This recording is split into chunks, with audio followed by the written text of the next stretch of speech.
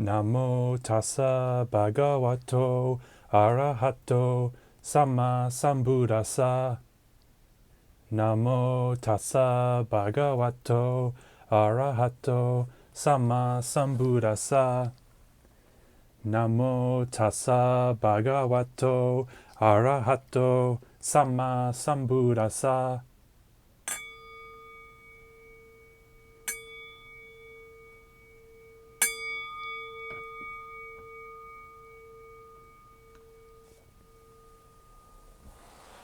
No Religion by Buddhadasa Bhikkhu.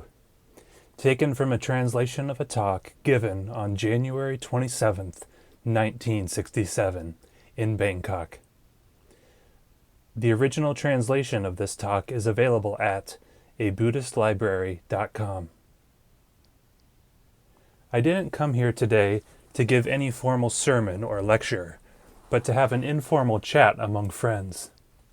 I hope that you all agree to this, so that we can speak and listen to each other without formality or rituals, even if our talk here becomes somewhat different or unusual.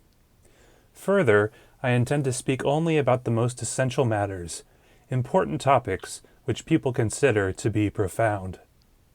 Therefore, if you don't listen carefully, you may find it difficult to follow and might misunderstand, especially those of you who haven't heard the previous talks in this series. As a matter of fact, it's also difficult for me, for with each new talk, I must maintain a connection with the previous ones. The last talk was called What to Do to Be Void. This time I intend to talk about no religion. If you find the subject strange or incomprehensible, or if you don't agree, please take the time to think it over. But remember, it isn't necessary to believe or subscribe to what I say right away. When we meet together like this, I feel there is something which prevents us from understanding each other, and this thing is simply the problem of language itself. You see, there are two kinds of language. One is the conventional language that ordinary people speak, what I call people's language. People language is used by the ordinary people who don't understand Dhamma very well, and by those worldly people who are so dense that they are blind to everything but material things. Then, there is the language which is spoken by those who understand reality, Dhamma, especially those who know and understand reality in the ultimate sense. This is another kind of language. Sometimes, when only a few words or even just a few syllables are uttered, the ordinary listener finds Dhamma language paradoxical, completely opposite to the language he speaks. We call it Dhamma language. You always must take care to recognize which language is being spoken. People who are blind to the true reality, Dhamma, can speak only people language, the conventional language of ordinary people. On the other hand, people who have genuinely realized the ultimate truth, Dhamma, can speak either language. They can handle people language quite well and are also comfortable using Dhamma language, especially when speaking among those who know reality, who have already realized the truth, Dhamma. Amongst these, with profound understanding, Dhamma language is used almost exclusively. Unfortunately, ordinary people can't understand a word. Dhamma language is understood only by those who are in the know. What is more, in Dhamma language, it isn't even necessary to make a sound. For example, a finger is pointed or an eyebrow raised, and the ultimate meaning of reality is understood. So please take interest in these two kinds of language, people language and Dhamma language. To illustrate the importance of language, let us consider the following example. Ordinary, ignorant, worldly people are under the impression that there is this religion and that religion, and that these religions are different. So different that they're opposed to each other. So people speak of Christianity, Islam, Buddhism, Hinduism, Sikhism, and so on, and consider these religions to be different, separate, and incompatible. These people think and speak according to their personal feelings, and thus turn their religions into enemies. Because of this mentality, there come to exist different religions which are hostilely opposed to each other. Those who have penetrated to the essential nature of religion will regard all religions as being the same. Although they may say there is Buddhism, Judaism, Taoism, Islam, or whatever, they will also say that all religions are inwardly the same. However, those who have penetrated to the highest understanding of Dhamma will feel that the thing called religion doesn't exist after all. There is no Buddhism. There is no Christianity. There is no Islam. How can they be the same or in conflict when they don't even exist? It just isn't possible. Thus, the phrase, no religion, is actually Dhamma language of the highest level. Whether it will be understood or not is something else, depending upon the listener, and has nothing to do with the truth or with religion. I'd like to give a simple example of people language, the language of materialism. Water will suffice. A person who doesn't know much about even the simplest things thinks that there are many different kinds of water. They view these various kinds of water as if they have nothing in common. They distinguish rainwater, well water, underground water, canal water, swamp water, ditch water, gutter water, sewer water, toilet water, urine, diarrhea, and many other kinds of water from each other. Average people will insist that these waters are completely different because such people take external appearances as their criteria. A person with some knowledge, however, knows that pure water can be found in every kind of water. If you take rainwater and distill it, you will get pure water. If you take river water and distill it, you will get pure water. If you take canal water, sewer water, or toilet water and distill it, you will still get pure water.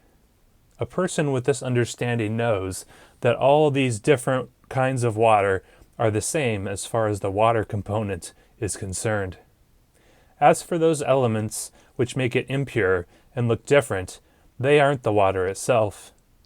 They may combine with water and alter water, but they are never water itself. If we look through the polluting elements, we can see the water that is always the same, for in every case the essential nature of water is the same. However many kinds of water there may seem to be, they are all the same as far as the essential nature of water is concerned. When we look at things from this viewpoint, we can see that all religions are the same. If they appear different, it's because we are making judgments on the basis of external forms. On an even more intelligent level, we can take the pure water and examine it further. Then we must conclude that there is no water, only 2 parts hydrogen and 1 part oxygen. There's no water left. That substance which has been called water has disappeared. It's void. The same is true everywhere, no matter where we find the 2 parts of hydrogen and 1 part of oxygen. In the sky, in the ground, or wherever these parts happen to be found. The state of water has disappeared, and the term water is no longer used. For one who has penetrated to this level of truth, there is no such thing as water. In the same way, one who has attained to the ultimate truth sees that there is no such thing as religion. There is only a certain nature, which can be called whatever we like. We can call it Dhamma, we can call it truth, we can call it God, Tao, or whatever we like, but we shouldn't particularize that Dhamma or that truth as Buddhism, Christianity, Taoism, Judaism, Sikhism, Zoroastrianism, or Islam. For we can neither capture nor confine it with labels or concepts. Still, such divisions occur because people haven't yet realized this nameless truth for themselves. They have only reached the external levels, just as with canal water, muddy water, and the rest. The Buddha intended for us to understand and be able to see that there is no person, that there is no separate individual, that there are only dhammas or natural phenomena. Therefore, we shouldn't cling to the belief that there is this religion and that religion. We add the labels Buddhism, Islam, and Christianity ourselves, long after the founders lived. None of the great religious teachers ever gave a personal name to their teachings like we do today. They just went about teaching us how we should live. Please try to understand this correctly. When the final level is reached, when the ultimate is known, not even man exists. There is only nature, only Dhamma. This reality can't be considered to be any particular thing. It can't be anything other than Dhamma. It can't be Thai, Chinese, Indian, Arab, or European. It can't be black, brown, yellow, red, or white. It can't be Eastern or Western, Southern or Northern. Nor can it be Buddhist, Christian, Islamic, or anything else. So please try to reach this Dhamma, for when you will have reached the heart of all religions and of all things, and finally come to the complete cessation of suffering. Although we call ourselves Buddhists and profess Buddhism, we haven't yet realized the truth of Buddhism. For when we are acquainted with only a tiny aspect of our own Buddhism, although we be monks, nuns, novices, lay devotees, or whatever, we are aware of only the bark, the outer covering, which makes us think our religion is different from the other religions. Because we have failed to understand and haven't yet realized our own truth, we look down upon other religions and praise only our own. We think of ourselves as a special group and of others as outsiders or foreigners. We believe that they are wrong and only we are right, that we are special and have a special calling, and that only we have the truth and the way to salvation. We have many of these blind beliefs. Such ideas and beliefs show that we are still ignorant, very foolish indeed, just like little babies who know only their own bellies. Tell a small child to take a bath and to wash with soap to get all the dirt off. The little child will scrub only their belly. She doesn't know to wash all over. She will never think of washing behind her ears or between her toes or anything like that. She merely scrubs and polishes her tummy vigorously. In this same way as the child, most of the adherents of Buddhism know only a few things, such as how to take and how to get. Even while doing good, supporting the temples and monks, and observing the precepts, their only objective is to get something. They even want to get more in return than they gave. When they make offerings, some people expect back 10 times what they gave, some 100 times, some 1,000, and some even more. In this case, it would be more accurate to say that these people know nothing at all, for they are acquainted only with how to get and how to take. This isn't Buddhism at all. It's the religion of getting and taking. If ever they can't get or can't take something, they are frustrated and they suffer. Real Buddhism is to know how to get without getting and take without taking, so that there is no frustration and no suffering at all. This must be spoken about very often in order to acquaint everyone with the heart of Buddhism, non-attachment. Buddhism is about not trying to seize or grasp anything, to not cling or attach to anything, not even to the religion itself, until finally realizing that there is no Buddhism after all. That means, if we speak directly, that there is no Buddha, no Dhamma, and no Sangha. However, if we speak in this way, nobody will understand. They will be shocked and frightened. Those who understand see that the Buddha, the Dhamma, and the Sangha are the same thing. That is, just Dhamma, or just nature itself. The compulsion to seize and hang on to things as persons and individuals, as this and that, doesn't exist in them. Everything is non-personal, that is Dhamma or nature in its pure state, or whatever you wish to call it. But we dare not think like this. We are afraid to think that there is no religion, that there is no Buddha, Dhamma, or Sangha. Even if people were taught or forced to think in this way, they still wouldn't be able to understand. In fact, they would have a totally distorted understanding of what they thought, and would react in the opposite way to what was intended. For this reason, after the passing away of the Buddha, there appeared many new systems of religious practice. The teachings were reorganized into descending levels with lower, more accessible aspects, so that even if someone wished to make offerings in order to gain heavy benefits in return, equal to dozens, hundreds, or thousands of times their merits, it could be done. This was a preliminary arrangement so that the rewards for good deeds would be a bait to attract people and keep them from going astray. As a starting point, people were encouraged to hang on to the good and its rewards as much as possible. If they continued to do so, they would eventually discover that it was unnecessary to cling or be attached to goodness.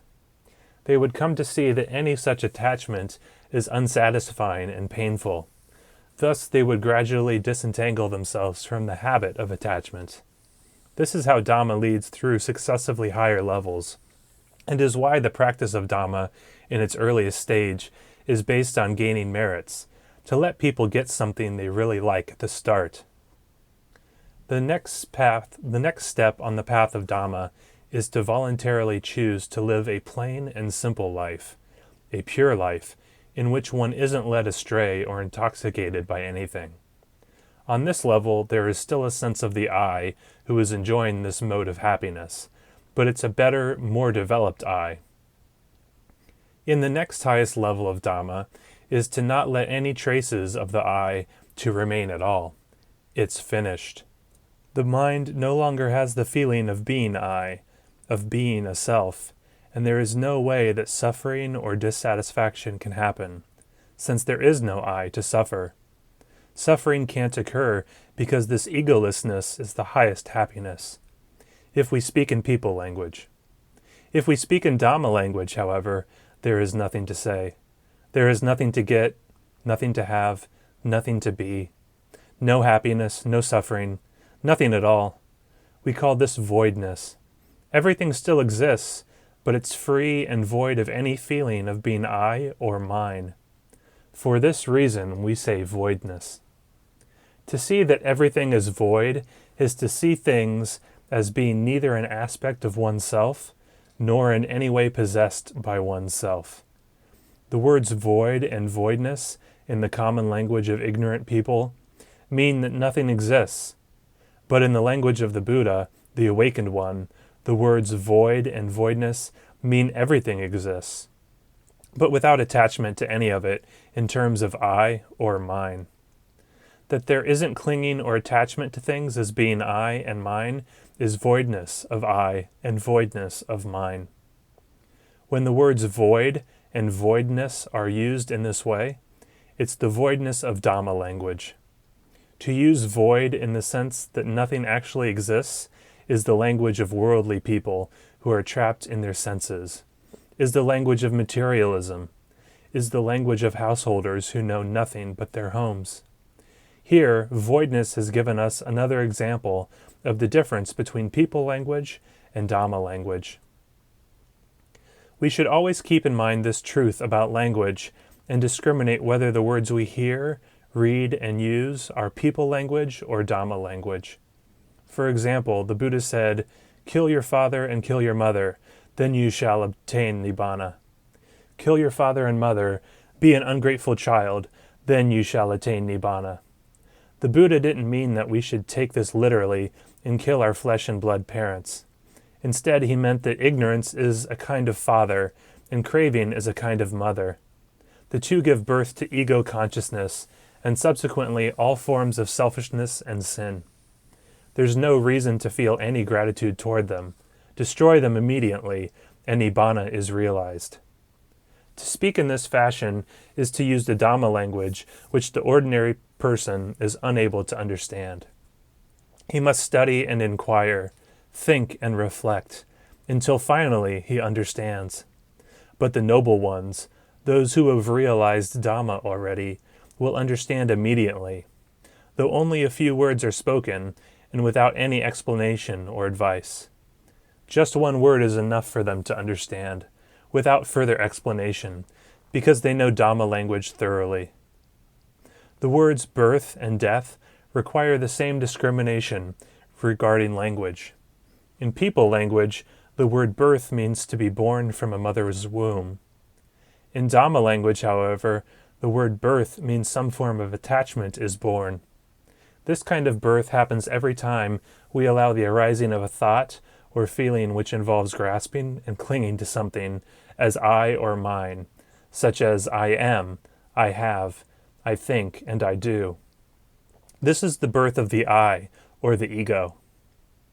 For example, think like a criminal, and one is instantly born as a criminal. A few moments later, those thoughts disappear.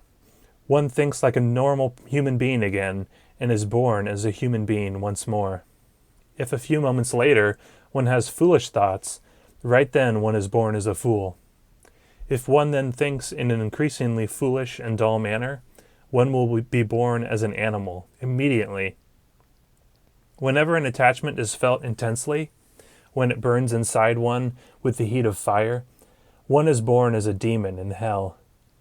Whenever one is so hungry or thirsty that one could never be satiated, one is born as an insatiably hungry ghost. When one is overly cautious and timid without reason, one is born a cowardly titan. Thus, in a single day, one can be born any number of times in many different forms, since a birth takes place each and every time there arises any form of attachment to the idea of being something. Each conception of I am, I was, or I will is simultaneously a birth. This is the meaning of birth in Dhamma language.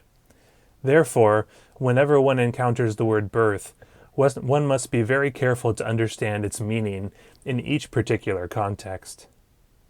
Birth is suffering. These words mean that the egoistic kind of birth described above is always painful and ugly. That is to say, if we allow I to be born in any manner, suffering occurs immediately.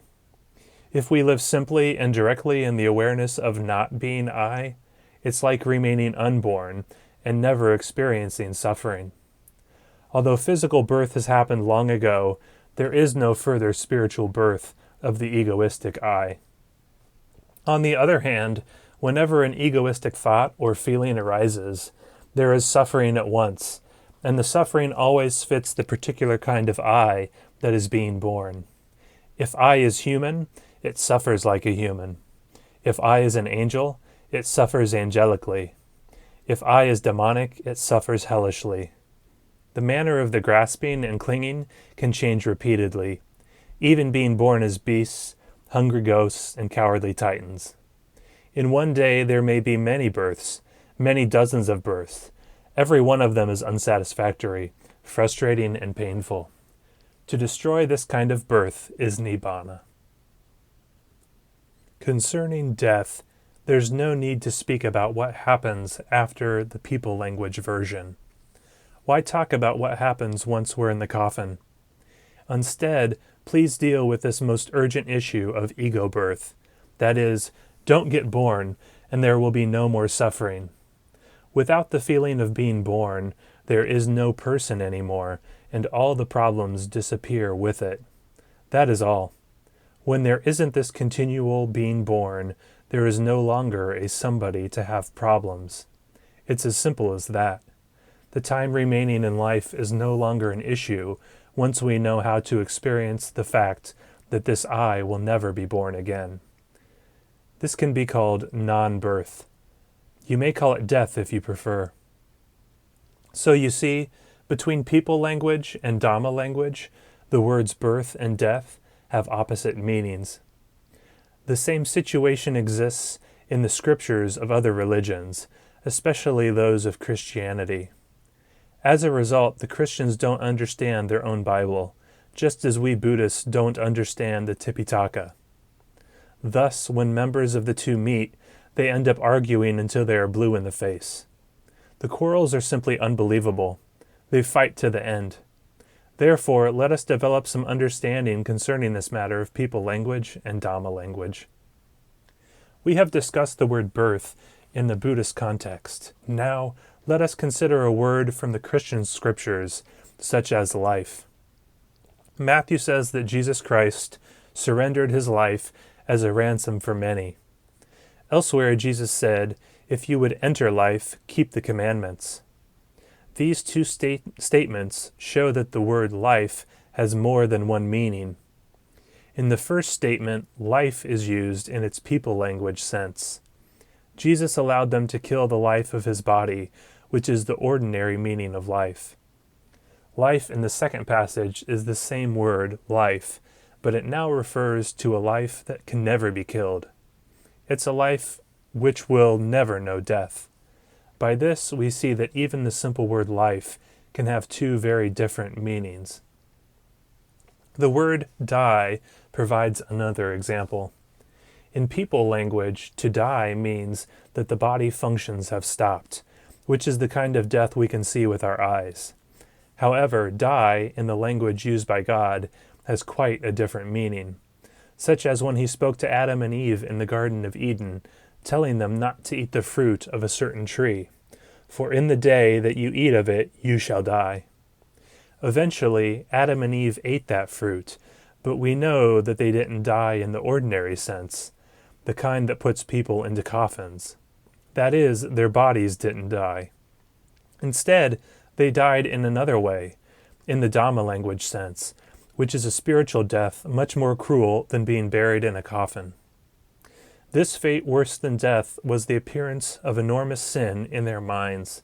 That is, they began to think in dualistic terms, good and evil, male and female, naked and clothed, husband and wife, and so on. The pairs of opposites proliferated, making the pain very heavy, so much so that their minds were flooded by a suffering so severe that it's impossible to describe. All of this has been passed down through the years and inherited by everyone living in the present era. The consequences have been so disastrous that the Christians give the name original sin to the first appearance of dualistic thinking. Original sin first happened with that primordial couple and then was passed on to all their descendants down to this very day. This is what God meant by the word death. Whenever we partake of this fruit of dualism, from the tree of the knowledge of good and evil, we must die right then and there. This is the meaning of death in Christian language. Death has the same meaning in the language of the Buddha. Why is this so? Because both religions are pointing to the same truth regarding attachment and dualism. Whenever dualistic thoughts arise, there is bound to be suffering, which is death.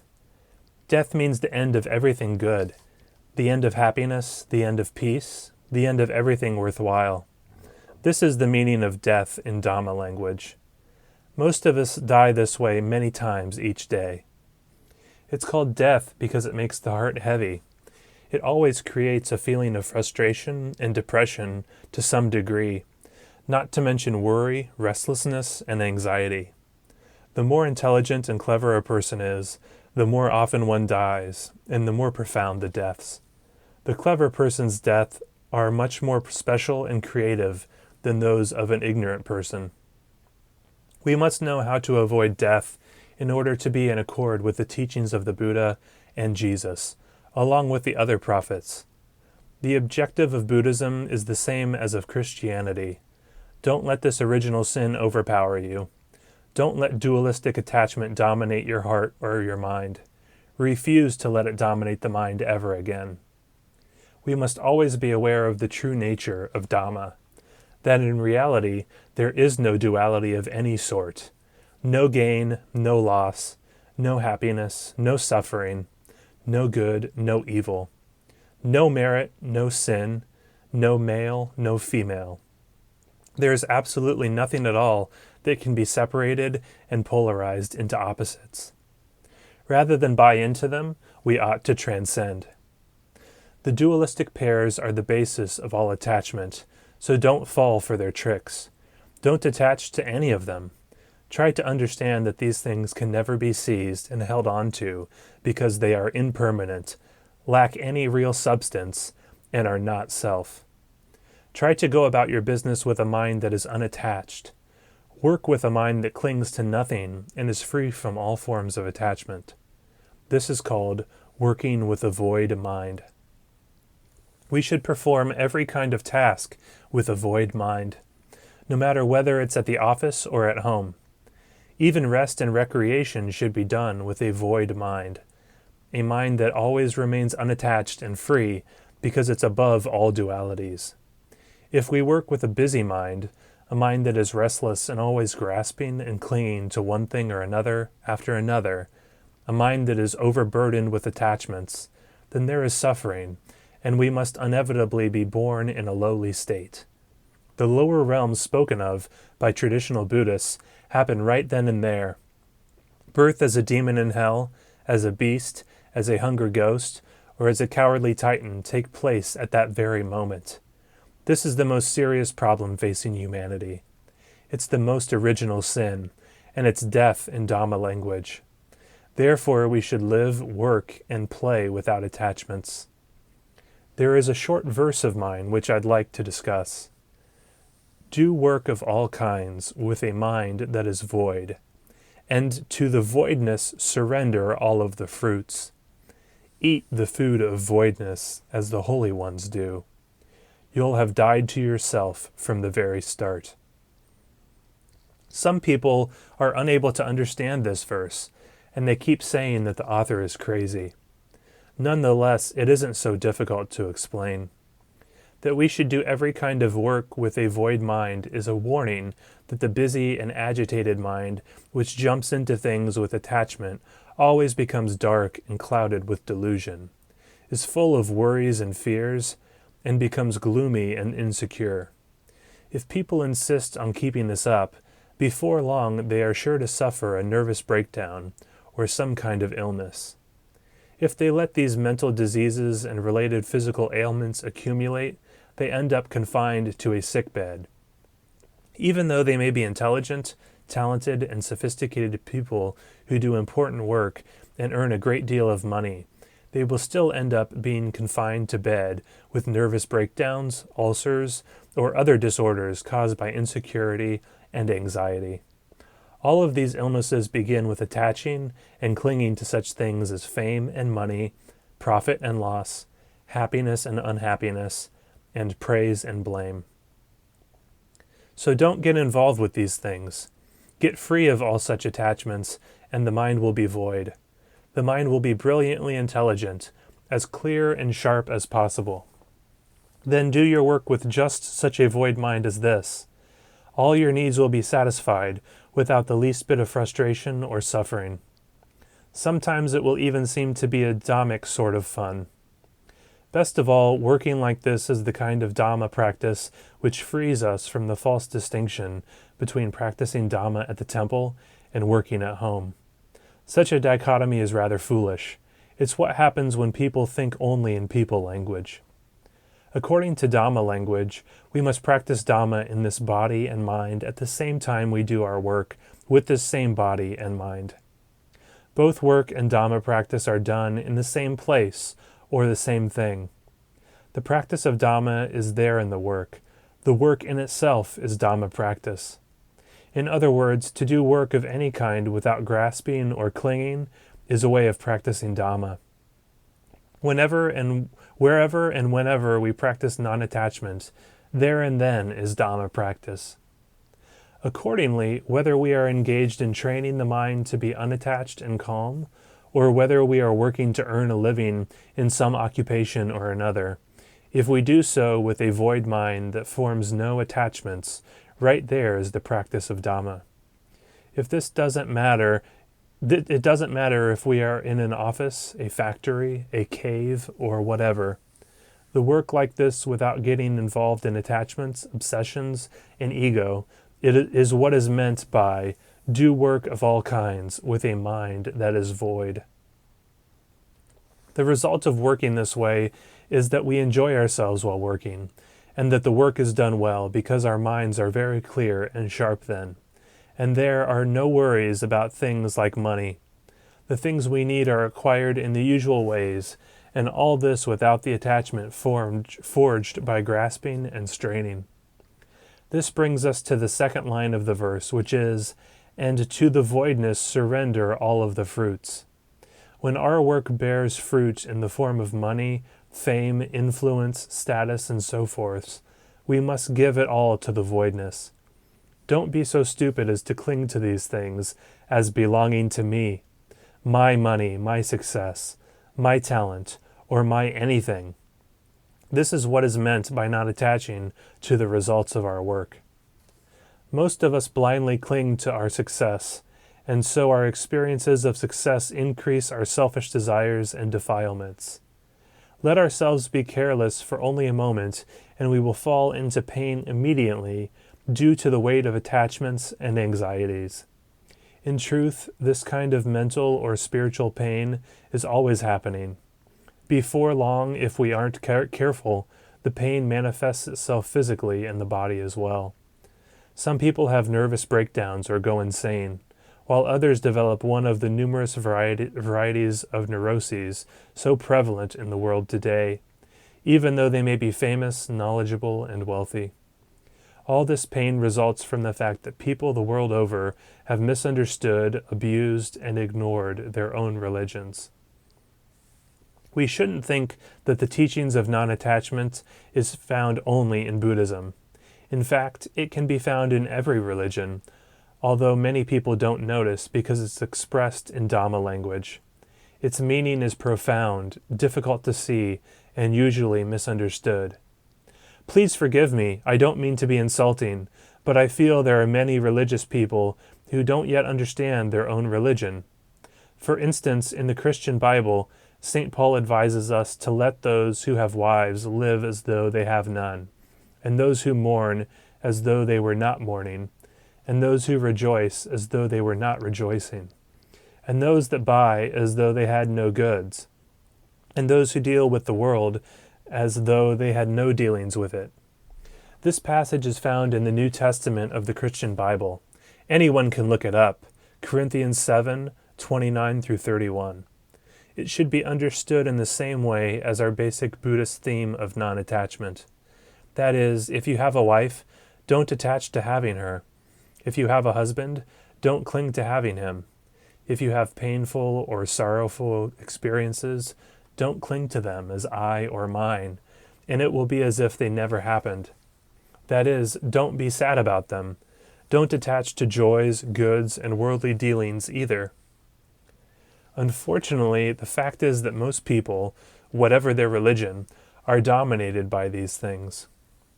They let themselves suffer intolerably over such matters until they finally go insane or commit suicide. But those of us who follow St. Paul's advice can go on as if nothing had happened. That kind of suffering doesn't happen to us. We remain fine. We buy things without taking anything home, which means we never get attached to what we buy and take home. We bought it, we brought it home, but it's like we didn't buy anything, because we don't give birth to the thought that we possess something. This is how to buy and live as though having no goods. But if you discuss this passage with some Christians, you will find that they don't understand it at all. Even some of the clergy, the teachers of their religion, couldn't explain it to me correctly, how to practice in accordance with St. Paul's instructions. Their explanations were vague and obscure.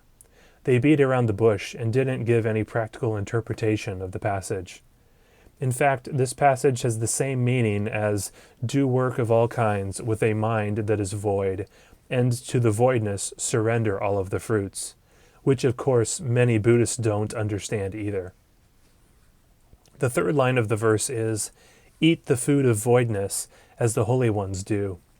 Here some people might ask, then what do we eat? If everything is void or given away to the voidness, what will there be to eat? The answer is to eat food that belongs to voidness, the same way that the noble ones do. We work with a void mind and turn all the rewards over to voidness. Voidness then stockpiles it all and preserves it safely. When it's time to eat, we can eat from the stock of voidness. If you earn $1 million from your work and store it in a safe of the bank, offer it to voidness and don't think, it's mine, it belongs to me. When you spend the money, do so with the same void mind. Simply use the money to buy some food to eat or whatever we need to consume. This is what is meant by eat the food of voidness as the holy ones do. In this line, holy ones means those who understand deeply and have no attachments. We ourselves ought to eat in the same way that those liberated ones eat. The Buddha ate food, and all the enlightened disciples ate food. So we aren't saying that a Buddha doesn't have to eat food anymore. But from whomever he gets his food, it's always the food of voidness, for it's received and eaten without any feelings of possession or attachment. And yet, a Buddha always has more than enough to eat. This is the meaning of eat the food of voidness, as the holy ones do. We can do the same. When we give all the rewards of our work to voidness, they don't disappear. Nothing is lost. Physically, in worldly terms, everything is still there. It's stored and protected in the usual ways, and the law still recognizes that it belongs to us. If someone tries to snatch it away, we can battle to protect our rights in court, but always with the same void mind. That is, we needn't get angry or upset. We needn't suffer. We need not feel personally involved, and we needn't attach. In fact, with complete non-attachment, we will be able to argue our case even better. We need not create any problems for ourselves. Things won't become complicated and difficult, and we will be able to protect our rights most effectively. To pursue this point a little further, even when caught in an argument or involved in a lawsuit, we should be restrained and mindful at all times, so that the mind is free of attachment. Take care not to be attached or emotionally involved. In other words, first make sure the mind is void, then argue and fight out the case to the finish. In this way, we will have the advantage. Our side will debate more cleverly, will argue more skillfully, and will experience a higher level of victory. Even in cases when we are forced to be insulting, use the usual words, but do so with a void mind. This may sound funny and hopelessly impractical, but it really is possible. The word void includes such strange aspects. They are all implications of working with a void mind, willingly giving all that we get to voidness, and always eating food from the pantry of voidness. The fourth, final, and most important line of the verse is, "You'll have died to yourself from the very start."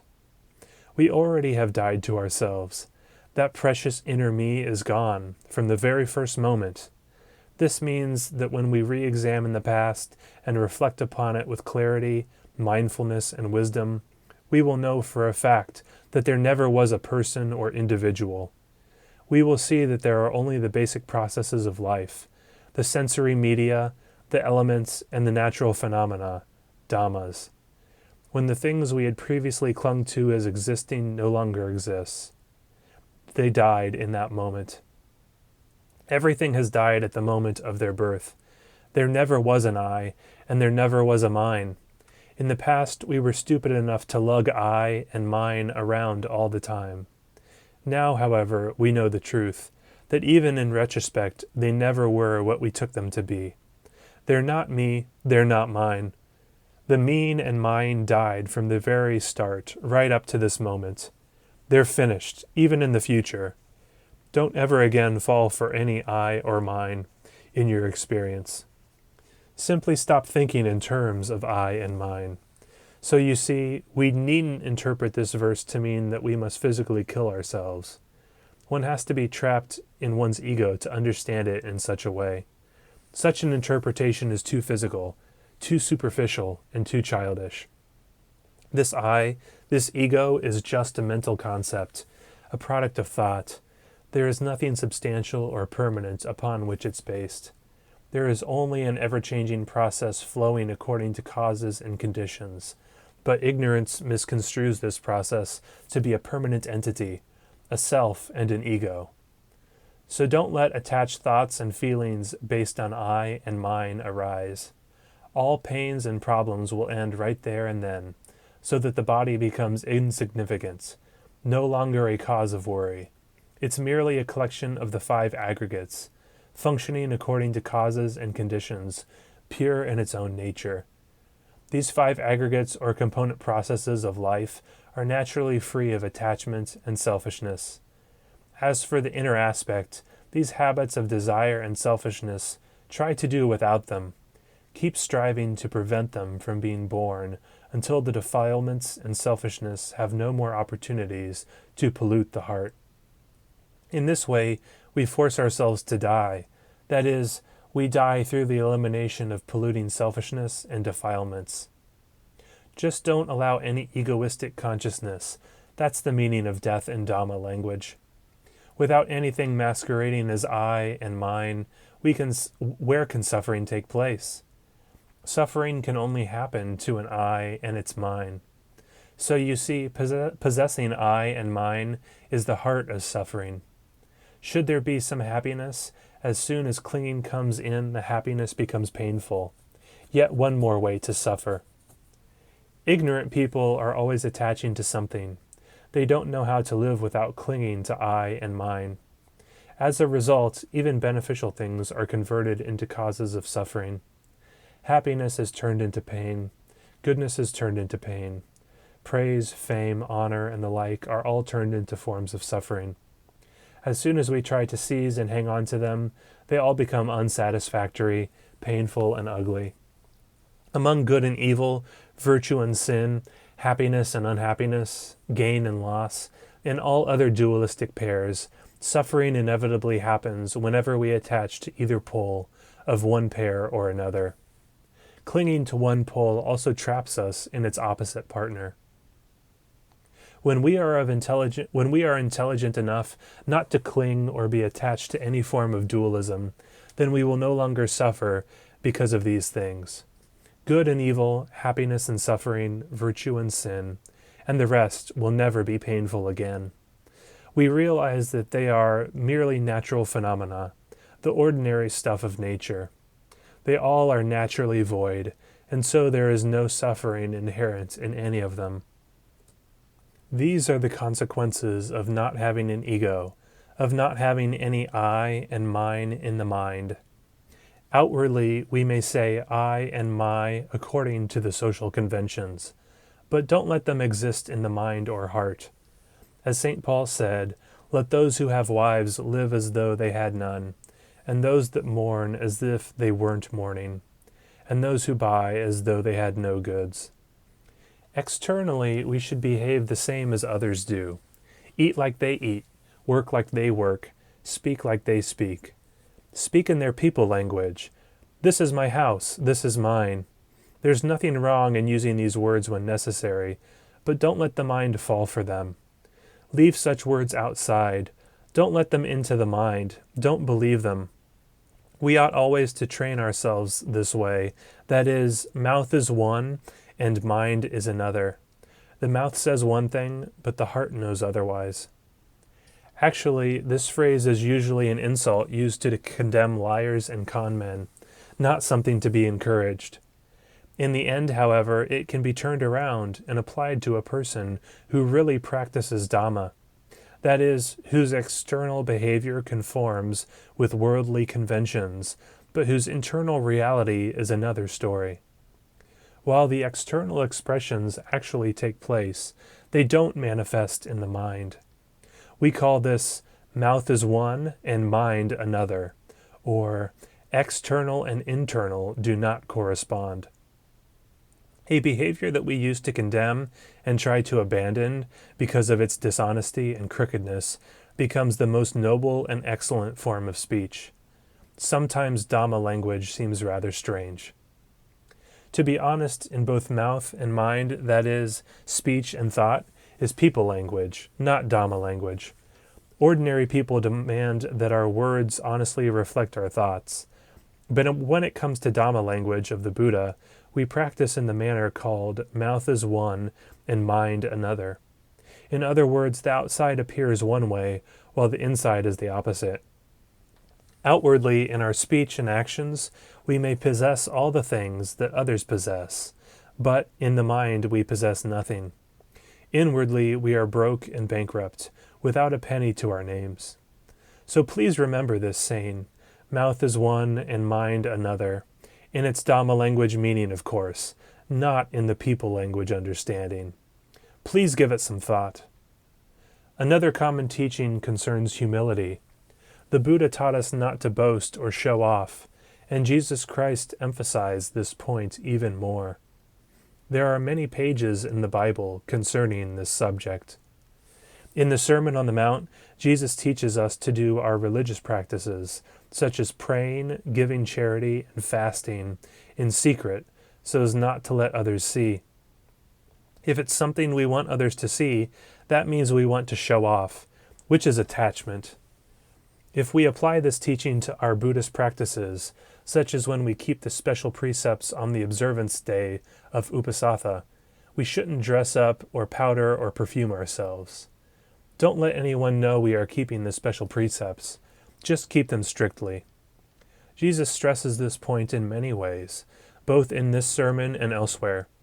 When offering prayers to God, fasting, or practicing austerities, don't let others see. If we wish to give alms or make a donation to charity, do so secretly. Don't let others know who the giver is. Jesus teaches us to do everything without anyone knowing. In other words, his aim is to teach non-attachment. This kind of practice destroys selfishness and overcomes sin. Buddhists should be able to understand this principle of giving without letting anyone know. Giving in this way will destroy the giver's self-centeredness much more than public giving. As you know, we like to say, sticking gold on the image's back. This saying can be interpreted in two ways. As understood by foolish people, this should never be done, because sticking gold leaf on the back of an image won't gain one any honor, reputation, or other benefits. On the other hand, wise people take the words sticking gold on the image's back to mean something good, because one doesn't receive any recognition, praise, status, or honor from the act. One hasn't traded the goodness of the act for any worldly benefits. Thus, one makes more merit than if one were to stick the gold on the front of the image. Here we see that the teachings of Christianity and Buddhism are the same. They have the same meaning, namely, to destroy attachment. We should do all the religious duties and practices without others knowing.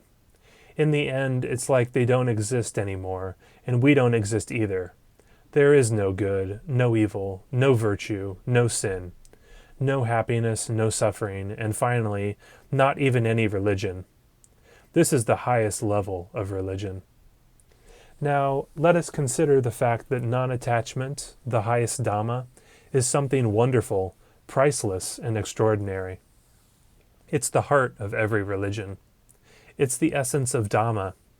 If there is a God, it can only be found right here in non-attachment. Non-attachment, the highest Dhamma, is wonderful precisely because anyone seeking it need not invest anything. No money, gold, or jewels are needed, not even a single penny. According to people language, nothing can be obtained without an investment. If they listen to people language, those who wish to gain merit, goodness, or whatever must pay in money, silver and gold, or invest their labor. If they listen to Dhamma language, however, the reality is quite different. The Buddha said that Nibbana is given free of charge. Nibbana, the coolness and peace experienced when there's no attachment, doesn't cost a penny. This means that we can practice for the sake of Nibbana without spending any money along the way. Jesus said what amounts to the same thing. He invited us to drink the water of life, for which there is no charge. He said this at least 3 times. Further, he called us to enter eternal life, which means to reach the state where we are one with God, and therefore will never die again. Let him who is thirsty come. Let him who desires take the water of life without price. This call of Jesus is identical to what is taught in Buddhism. The Buddha said that the noble path of liberation, the liberating results, and Nibbana are free of charge. No monetary investment is required. We live according to the noble Eightfold path, which means we give up this, give up that, and keep giving up things until everything is surrendered. Give up everything and take nothing back. Don't receive any payments, and we won't have to pay anything. We will realize what is called the noble path, the liberating results, and Nibbana. We can taste the flavor of Nibbana without paying a penny. We spend a lot of money trying to buy Nibbana, but the money just gets in the way. It's like investing money in order to win a palace in heaven. The two have nothing to do with each other. In fact, they're incompatible.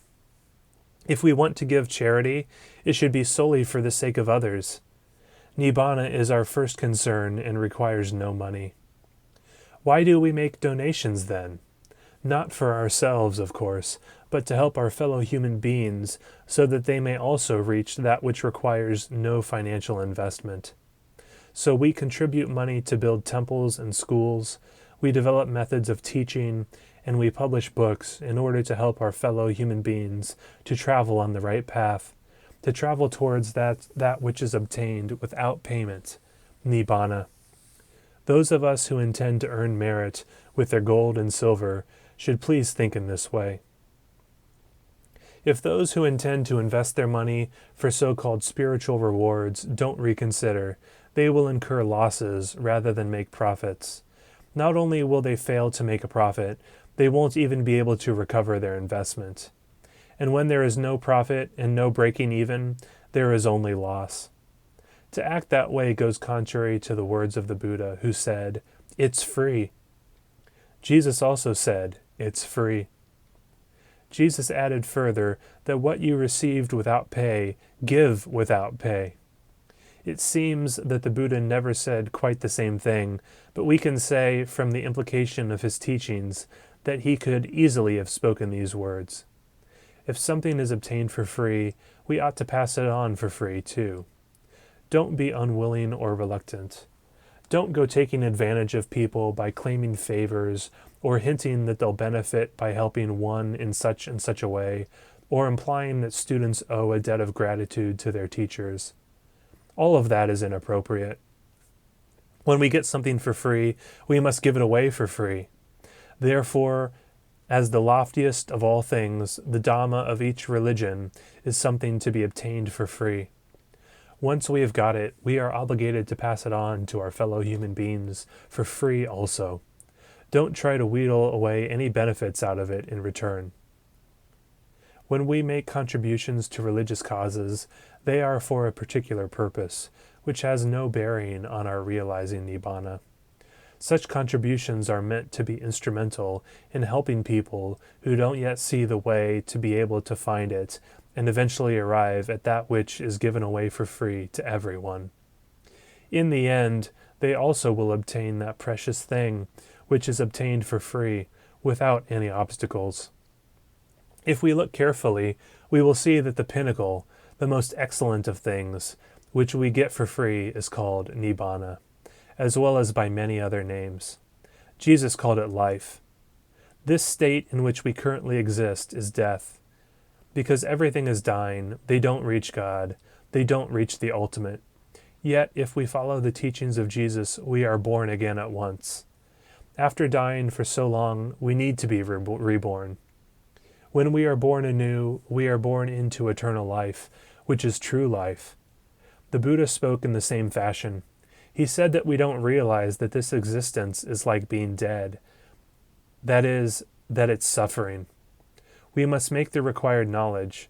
We must awaken into a new world, newly born. Then there will be no more suffering. To understand this is a fundamental principle. Up until this realization, we are dead. That is, full of I and mine. Always living under the burden of ego and egoism is death. Because of I and mine, we died over and over again. Now we are reborn into eternal life, the life of Nibbana, the deathless life, the immortality in which all I and mine end. The word reborn here comes to mean a life without ego, free of I and mine. This is the true life which can never die. The five aggregates, the basic processes of life, are now pure. The body and mind are free of attachment and selfishness. Prior to this, the five aggregates, the body-mind process, were continually being grasped at and clung to by means of I and my, and were always strained by these corrupt attachments. That continuous I and mine was death. When the polluting desires and attachments are completely gone, There is a new birth in the world of the noble ones. Rebirth in the world of the noble ones is a people language expression. In Dhamma language, we speak of quenching it. Quench the I and the mine. Quench ego and its selfishness. Then there's nothing. There remains only supreme voidness, which is nibbana. So says Dhamma language. If we speak in people language, as Jesus Christ often did, we say that one is reborn in the world of the noble ones, and that one lives eternally in the kingdom of God. That's people language. When we translate it into Dhamma language, we use the opposite words and speak of quenching. One language speaks of rebirth, while the other talks about utter quenching. Only the words are different. In people language, we talk about being reborn. In Dhamma language, we talk about quenching completely. Therefore, let us live a life of total quenching, a life that douses the flames of desire, a life of coolness. When we are burning, we are dying. A person who is hot inside is like a demon in hell, an animal, a hungry ghost, or a cowardly titan. Such a person is always dying. His attachment to I is never quenched. His ego hasn't yet been doused. It boils and bubbles inside him with the heat of fire. It has to be cooled down. To make things easier, we should remember that the word nibbana means to cool down. In India, at the time of the Buddha, nibbana was a common everyday word spoken in the houses, streets, and markets. When something hot had cooled down, they used the word nibbana to describe it. If the curry was too hot to eat, then cooled down enough to be eaten, they would say that the curry is nibbana, so let's eat. We can see that the word nibbana was not originally an exalted religious term, but had an ordinary everyday usage in people language, the cooling down of something hot. For example, if a red hot charcoal cools down until it can be picked up, we can call that nibbana. If we apply the term on a higher level, such as to animals, then it refers to animals which are no longer hot. The heat of animals is the wildness and fierceness which is dangerous for humans. If a wild elephant or wild bull is tamed and well trained so that finally its wildness, rebelliousness, and viciousness disappear, and it's safe for humans, we can say that it's nibbana, meaning it is cooled down. When we speak of humans, hot means a person who is burning and boiling as if in hell or the other netherworlds. That isn't nibbana. After we discover the way to apply Dhamma to cool ourselves off, we begin to nibbana, continue to nibbana, nibbana steadily, nibbana until everything is thoroughly cool, which is the highest level of nibbana, absolute coolness. Even now, we must nibbana to some extent in order to be able to sit here and discuss Dhamma like this. Otherwise, if the flames were flaring up within us now, we wouldn't be able to remain sitting here. Therefore, we should understand that nibbana is related to us at all times, with every inhalation and exhalation. If this weren't so, if we had no connection to nibbana whatsoever, we would all go out of our minds and die before we knew it. Fortunately, we have some relationship with nibbana nearly all the time. It may disappear temporarily when lust, hatred, or delusion arise, when the mind is taken over by defilements and selfishness. But when lust, hatred, and delusion aren't present in our minds, we experience a small degree of nibbana, a brief taste or free sample of nibbana. Due to the benefits of these recurring glimpses of nibbana, we don't go crazy and don't die from overheat. We survive by virtue of nibbana's beneficial effects. Therefore, we should thank nibbana and acknowledge our gratitude to it by acting so as to have more and more nibbana for longer and longer periods of time. Keep calming and cooling things. That is, destroy I and mine. Don't let ego prick up its ears and point its tail. With self-discipline and good manners, keep the ego small and out of trouble. Lessen it, reduce it, shrink it, until at last nothing remains. Then you will get the best thing that a human being can possibly get. Whenever we quarrel due to opinions, pride, vanity, or stubbornness, it shows that we have lost touch with Nibbana. At such moments, we are crazy. If we argue, quarrel, or interfere with others at any time, no matter whether over an ordinary affair or a religious one, we are insane. In such moments, we aren't really human anymore, because we've lowered ourselves to the level of arguing and fighting. And so, as was said before, if people remain foolish, they will think that there are many different religions which are incompatible and opposed to each other, which are enemies that must compete, fight, and destroy each other. These are the most stupid and ignorant of people. They cause and experience a great deal of trouble.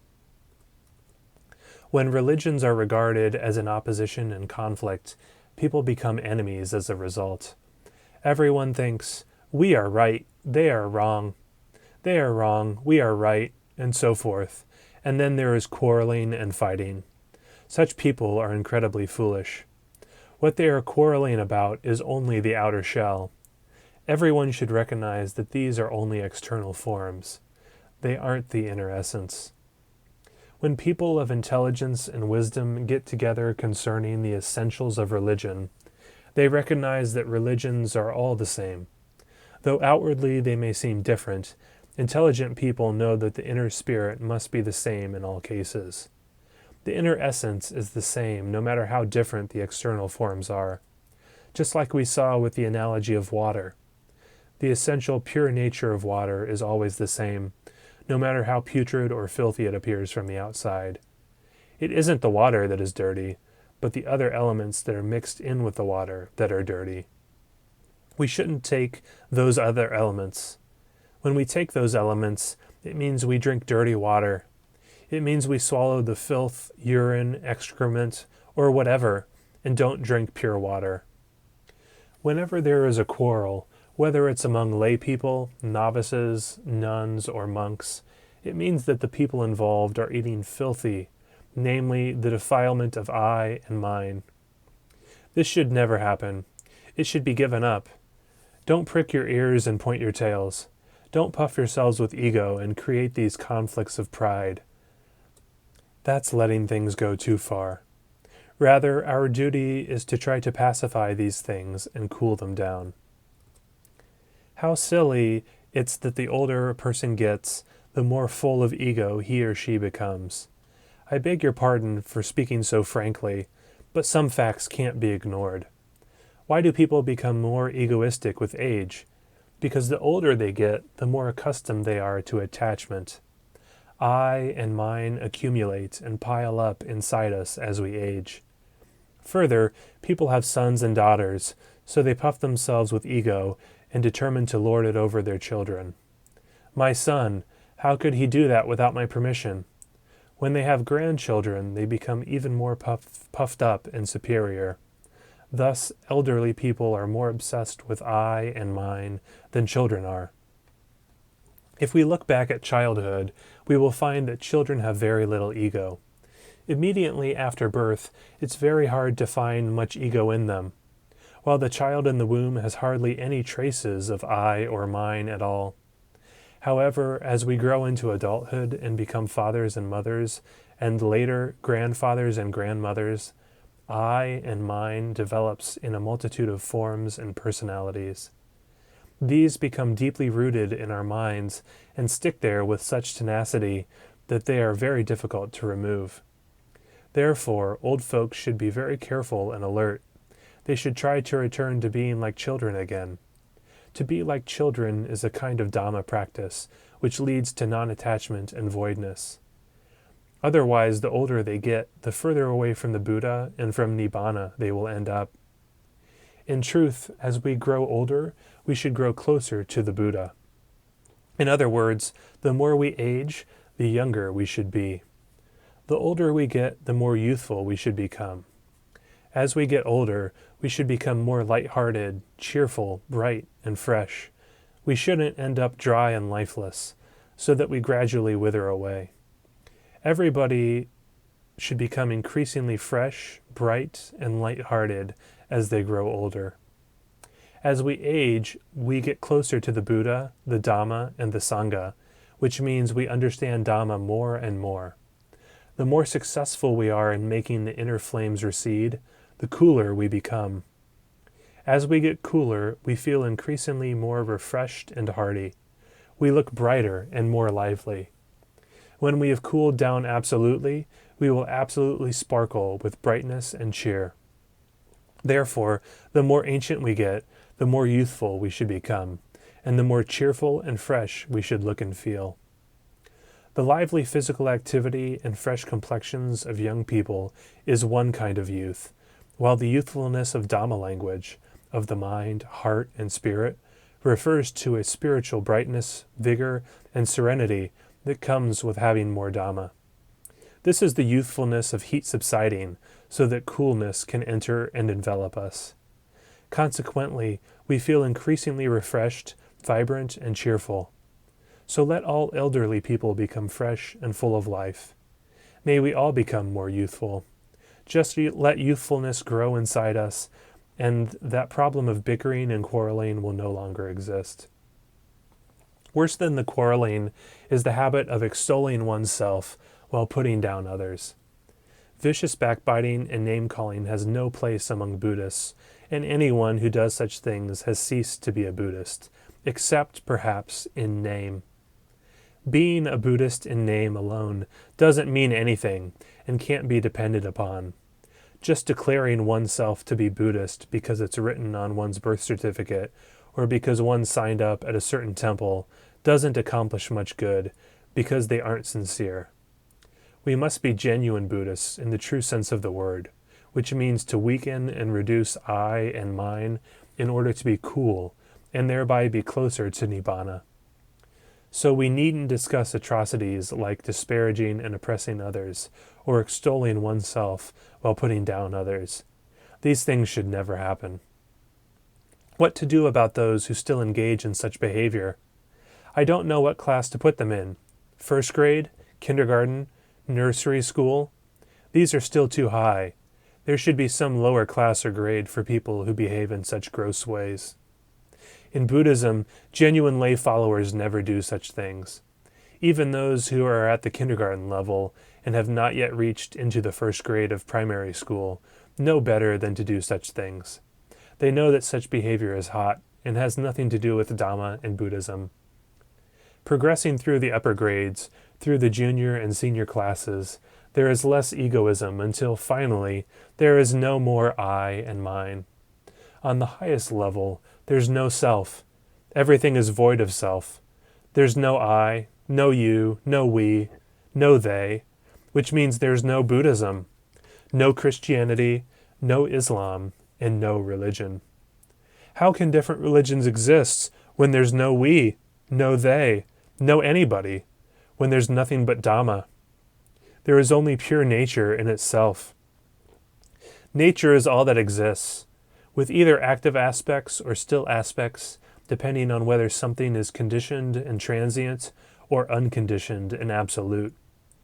Those who are in the upper grades already understand this. Those who are in kindergarten and primary school should also know about this so that they can prepare themselves to reach its level. So don't get caught up in envy and jealousy, in insults and praises, in harassing and interfering with others, in arguing and fighting, in extolling oneself while putting down others. Such behavior is worthless. It's for those who don't know how to learn on even the lowest level. It's too low to have a place in the network of Buddhists. All of us begin at a point where we're full of clinging, then steadily reduce that clinging until we don't cling to anything anymore, until we reach the point where everything is voidness, void of I and void of mine. Understand that, in essence, everything has been void from the start. Whether physical or mental, look deeply into its essential nature, and it will turn out to be void. There is no clinging there anymore. Whatever clinging there was has just now happened. Originally, there was no attachment, just as all water originally is pure and cling. It's pure as it forms in the clouds, but picks up fine particles of dust as it falls through the sky. Once it falls on roofs and collects in water jars, it becomes further contaminated. Even more contaminated is the water in wells, streams, ponds, and swamps. Worse is the putrid water found in ditches, sewers, and toilets. As we examine the external changes, we should recognize that the dirty elements aren't the water and aren't essential. So look deeply into this very body and mind. When they're in their pure state, when they aren't polluted by any defiled objects. The pure, natural, uncontaminated body-mind is the object of knowledge and study. The I, the ego, knowing this, knowing that, this is good, that is good, this is just dirty stuff. They mix with the mind, contaminate it, and muck it up. Naturally, in themselves, our bodies and minds aren't dirty, but owing to stupidity and carelessness and the newly spawned defilements invade. It's these impure guests which enter the mind and contaminate it. Why then do we take these late-coming impurities to be I, me, or my own true self? They're just new arrivals. There's nothing genuine about them. They're just dirt. Isn't it silly to take dirt as oneself? One ends up with a dirty self, a dirty ego, no doubt about it. The mind, which is knowledgeable and wise, which is awakened, doesn't take anything to be self. It doesn't take dirty things as itself. It doesn't take defilements to be self. If it must have a self, the voidness which is free of defilements must be the self. The voidness of defilements doesn't attach or cling to anything. Even though the mouth says, I am, or I have, the mind inside doesn't feel any attachment. Mouth is one and mind another at all times. I hope that you will all practice in this way. As I have said today is merely a chat among friends. If it were a public lecture or formal sermon, these things couldn't be said like this. It might create a big disturbance. However, this has been just an informal talk within our small circle of friends, among those who should be able to understand. I only mentioned these things because I thought the people here are capable of understanding. Indeed, I hope that everyone has listened carefully, has been able to follow, and will think over the issues seriously. Those who see the truth of and agree with these principles should try to live accordingly. Before long, we will progress to a higher level on the path to voidness and freedom from suffering. Then we can do work of all kinds with a void mind, and we can give all of the fruits to voidness. We will be able to eat the food of voidness, and so we will be able to die completely from the very beginning. That's the end. That's the end of being a Buddhist. It's the end of all religions. In people language, they say, don't waste the opportunity of having been born human and of having encountered Buddhadasa. If we speak in Dhamma language, however, we would have to say, it's the end of everything. There is nothing left to be a problem ever again. Such a life can be called eternal life, for there is no more birth, aging, illness, or death. Are you ready to die before dying?